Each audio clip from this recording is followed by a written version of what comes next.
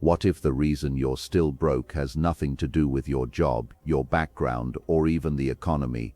What if the real reason is something far more uncomfortable, something within your control? Most people wake up, go to work, earn just enough to survive, and repeat that cycle for years, sometimes for life. They wait for a raise, hope for a miracle, or blame circumstances.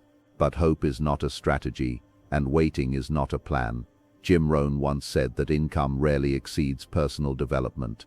That means if you don't grow, your income won't either. Harsh? Maybe. True? Absolutely. The difference between those who struggle financially and those who thrive isn't luck, it's mindset, discipline, and action. Imagine taking full control of your income. No more excuses, no more limitations, just clear decisions that move you forward.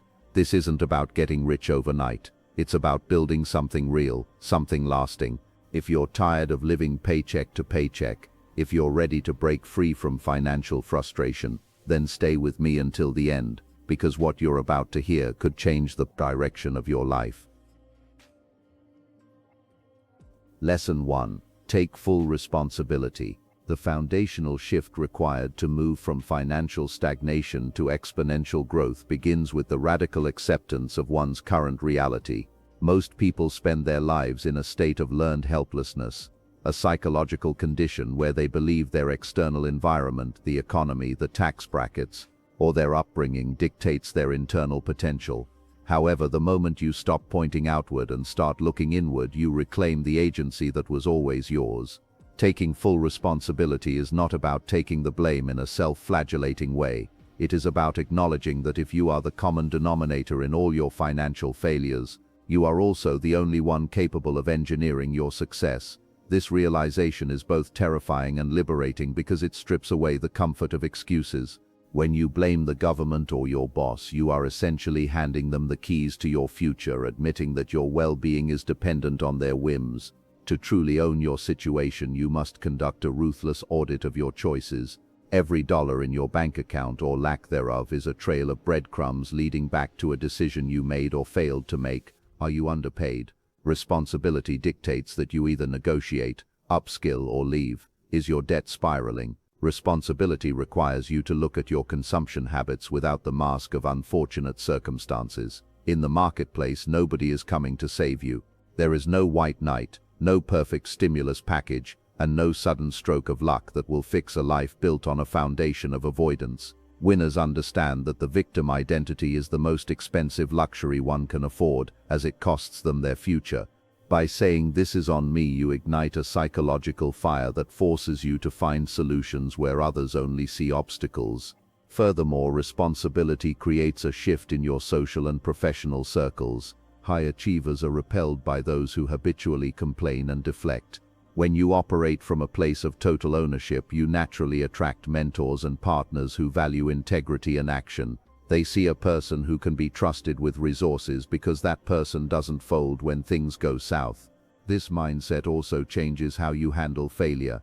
Instead of viewing a setback as a sign that the system is rigged, you view it as data, a feedback loop telling you that your current strategy needs adjustment. You become an architect of your life rather than a mere tenant. This transition from passive observer to active participant is the secret behind every self-made fortune. It is the refusal to let the world define your ceiling. Lesson 2. Increase your value. The marketplace is a cold, objective mirror that reflects the value you bring to it. One of the most common delusions in the modern workforce is the idea that income should be tied to need or effort rather than value. You are not paid for your time, you are paid for the value you generate within that time.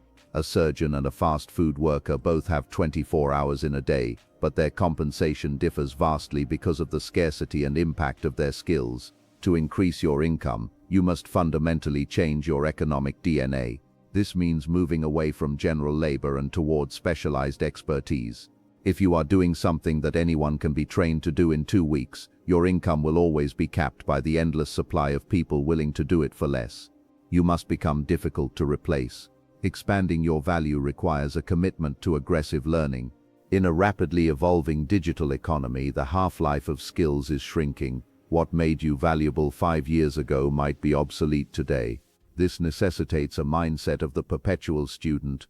You must dive deep into fields that intersect with your natural talents, whether that is technical proficiency, high-level sales, or strategic leadership. However, value isn't just about hard skills, it's also about soft force multipliers like communication, emotional intelligence, and reliability. You could be the smartest coder in the room, but if you cannot communicate your ideas or lead a team, your value is bottlenecked. The marketplace pays a premium for the total package, the person who solves problems without creating new ones. Working harder on yourself than you do on your job is the ultimate investment strategy. Most people exhaust themselves trying to squeeze a 5% raise out of a dead-end position through sheer physical presence. Meanwhile, the individual who spends their evenings mastering a new language, understanding market trends, or refining their public speaking is preparing for a 50% or 100% leap in income. This is the difference between linear and exponential growth. When you increase your value, you no longer have to hunt for money. Money begins to hunt for you. Opportunities gravitate toward excellence. If you become the best at what you do, the world will beat a path to your door, and the negotiation for your services will move from how much do you want to what will it take to get you. Lesson 3: Don't settle for average. The average life is a trap designed by the path of least resistance. In modern society, average means living paycheck to paycheck, carrying significant debt, and spending more time consuming entertainment than producing value. If you follow the herd, you will inevitably end up at the slaughterhouse of mediocrity. To break free, you must develop a healthy disdain for the status quo. Raising your standards isn't about arrogance, it's about recognizing that you were not born to merely survive and pay bills until you die. Average thinking is characterized by a scarcity mindset, the belief that there is only so much to go around and that one person's gain is another's loss. To transcend this, you must adopt an abundance mindset, where you see opportunity in every gap and potential in every person. Comfort is the enemy of progress. The human brain is wired for homeostasis. It wants to keep you safe, warm, and unchanged. But every significant financial breakthrough exists outside the comfort zone.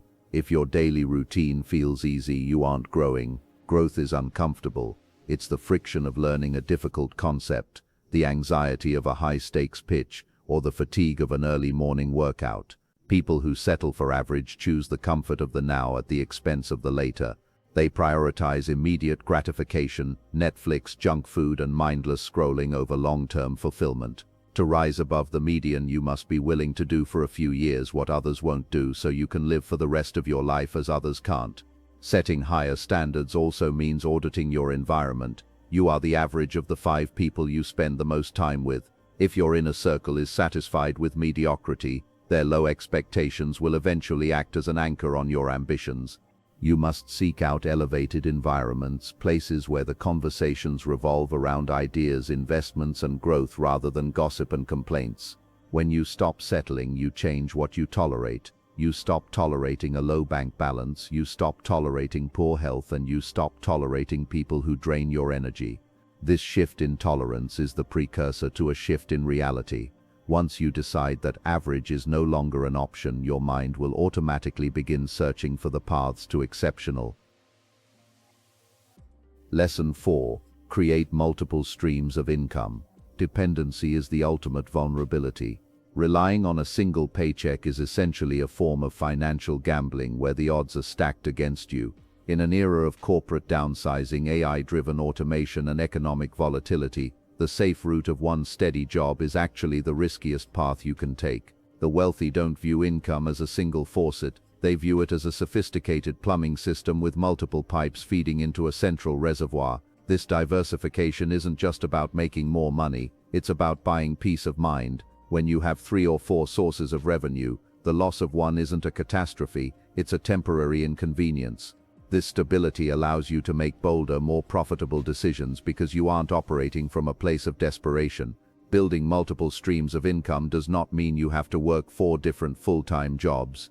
It's about leveraging different types of income: earned, passive, and portfolio. Earned income is your starting point, trading time for money. However, the goal is to use that earned income to seed other streams. This could be a side business that leverages your existing skills, freelancing, digital assets that earn while you sleep, ebooks, courses, or content. or traditional investments, stocks, real estate, or bonds. Each stream acts as a wealth-building engine. Even a small stream that generates $200 a month is significant because it covers a utility bill or an insurance payment, freeing up more of your primary income for further investment. The cumulative effect of these small streams is what creates escape velocity from the rat race. The barrier to entry for creating new income streams has never been lower. We live in a permissionless economy where you don't need a bank's approval to start an e-commerce store or a publisher's approval to share your expertise. However, most people fail here because they lack the patience to build. They want the stream to be a river overnight. Building a secondary income requires a period of delayed gratification, working on your business after your 9 to 5 or studying the markets while others are out partying. It's about building assets that have a life of their own. Over time, as these streams mature and interlock, they create a financial fortress that protects you against the storms of the global economy. Diversification is the only free lunch in finance, and it is the hallmark of the truly free individual. Lesson 5. Discipline over motivation. Motivation is a feeling, discipline is a system. The world is full of people who are motivated after watching a 3-minute video or attending a weekend seminar. But motivation is like a sugar high. It provides a temporary burst of energy that inevitably crashes when faced with the cold reality of hard work. If you only work when you feel like it, you will never achieve anything of substance. High performance is the result of showing up when you're tired, when you're bored, and when you're discouraged. Discipline is the ability to subordinate your current feelings to your long-term goals. It is the bridge between the you that has dreams and the you that achieves them. Without discipline, the most brilliant strategy is just a collection of pretty words. The secret to massive results is the compound effect, the idea that small, seemingly insignificant actions repeated consistently over time create radical differences. Success isn't a single heroic event, it is the mundane daily grind of doing the boring things that work. It's reading 10 pages a day, making 5 more sales calls, or saving 10% of every check. These actions don't show immediate results, which is why most people quit.